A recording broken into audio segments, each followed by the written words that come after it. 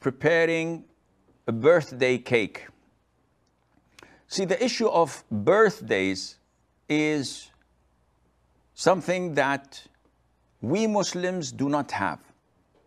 And if you look at the time or the history 100 or 150 years ago, you will never find people celebrating their birthdays. This is something that came to us recently, either through the conquest of Muslim world, countries, or through people going to the West and adopting their customs and bringing it back to us. So the issue of having a birthday cake with candles, the number of your age, with singing happy birthday to you, dear so-and-so, happy birthday to you, and then blowing the candles in one breath, and then eating from that a cake.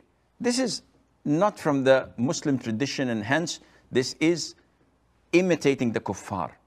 It is not a religious celebration, but we are told not to imitate the kuffar, and hence such celebration that comes over and over on a specific date, which is the date of birth, this is called Eid.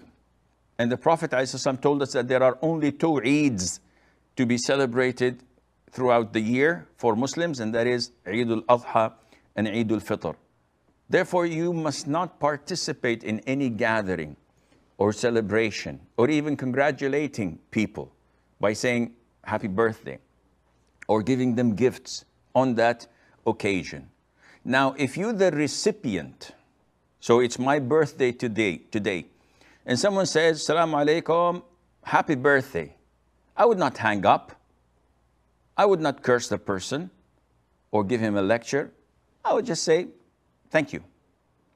If someone comes and gives me a present, I would say thank you. If someone gives me a piece of a cake of his brother's birthday and he brings it over to my office or my house, I will eat it and I say thank you. This is not taking part. There is no problem in that. But to initiate this yourself, this is haram.